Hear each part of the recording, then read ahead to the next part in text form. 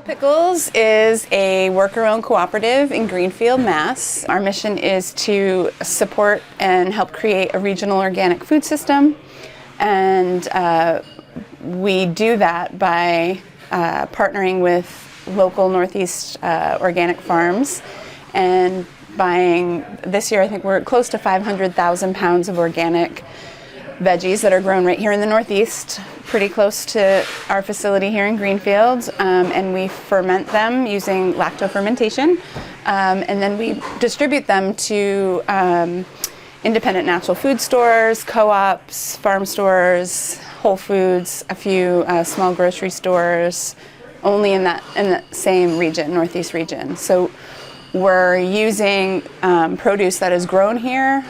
We're distributing the product, the ferments, to the same region, and we've been doing it for 23 years. My name is Katie. I have worn a lot of hats here at Real Pickles. I've been here for about 12 years. I've been the fermentation manager for a long time. I've done some production management work. And my current title is process manager. So I am overseeing all the compliance and regulatory work and food safety work that Real Pickles is required to do. And I'm Kate, Kate and Katie. I do sales and marketing, some outreach, and I feel like all kinds of things. We're both worker owners. Yeah, we're both worker owners. We're both on the board of directors. Real Pickles is unusual in that we are still relying on wild fermentation for all of our products. We're not using a starter culture. We're not using previously fermented batches to jumpstart our fermentation. We are really relying solely on the quality and freshness of our vegetables, which has the lactic acid bacteria on it in order to do the fermenting. So one of the main reasons why we're buying local organic vegetables is that those are the veggies that have the most and the healthiest populations of the lactic acid bacteria on them, from the healthy soils that our farmers are taking care of.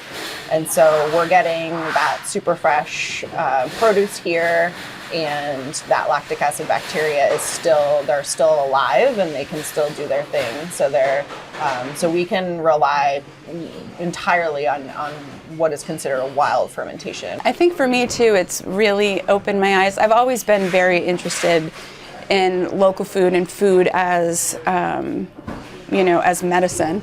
And it's really opened my eyes in like, how far is my food traveling? Whose hands have been touching my food? Like, how many hands?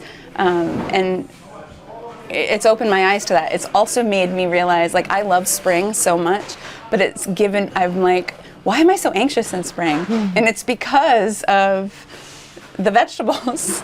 Like, cucumbers need to happen. And right. so spring is always a little stressful since I've started working here, because if you have a bad spring, right, you're gonna have not great cucumbers. Yeah. One of the other benefits of being in this area is the amazing resources of universities and colleges and people who that we can partner with to do that research. So I've done numerous projects with UMass Amherst, their extension programs, their microbiology, their food science departments. It's been really fun and interesting to be able to partner with folks who are doing that research, who need samples of, what's going on in the fermenting barrels of sauerkraut. Along the lines of new research coming out, just as far as health benefits of eating fermented foods in general. Yeah. Really, it's not the living probiotics that are the crucial part of and the benefit to eating fermented foods. It's what those things are creating in the fermentation process. Exactly. And because we're doing this wild fermentation, we really get this all of these different lactic acid bacteria strains that are digesting different sugars and carbs and things like that, and creating all of these different bioactive compounds, all of these different flavors and acids and stuff like that throughout the fermentation. So we really get that wide range of health benefits in our ferments by doing this wild ferment. Our products are raw, so we're not heat treating or sealing anything. So it's a raw living food that you're eating. And then on top of that, you're eating vegetables, which are always good to eat too. Right, and you can eat raw, local veggies in the winter. The sauerkraut is our bestseller, followed by the kimchi. I would say our dill pickles are very popular in that it's a seasonal product. We don't ever expect to have them all year. Cucumbers come in the summertime. We hope to have them that year's batch out into stores in July, early July. And then we expect that they'll be sold out. We'll sell out of that season in the spring.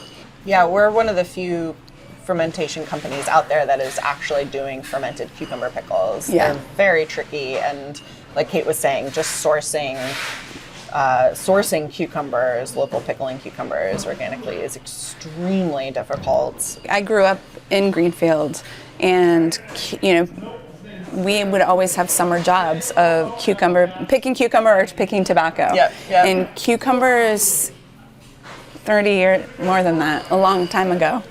Yeah. 40 years ago, 30 years ago, were so much more abundant in this area than they are now.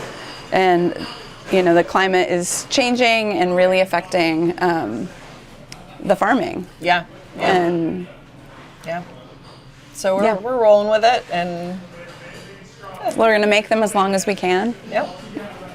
I think that there's always going to be lots of room for fermented vegetables. They're simple. They're simple.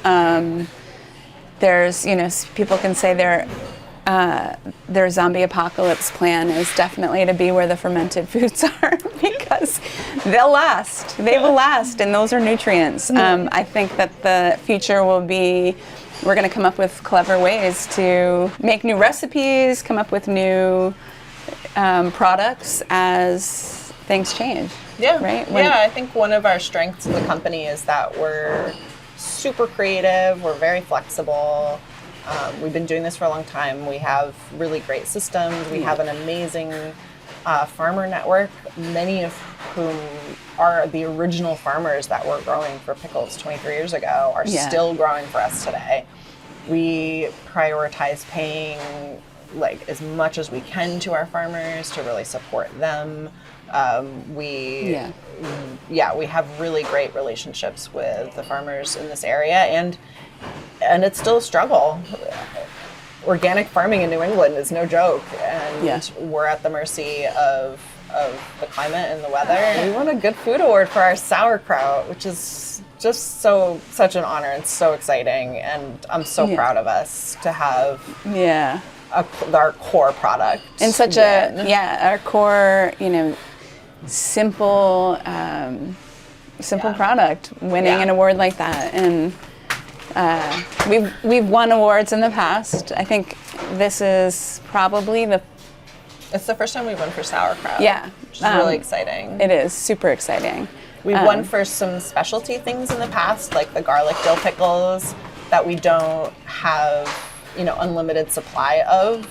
Garlic so part kraut, of it feels great to have, to win for our core product that is available, all over the Northeast and available year round too. Yeah. Which is exciting. And the Good Food Awards aren't just also about, you have to be vetted by the Good Food Foundation as socially responsible.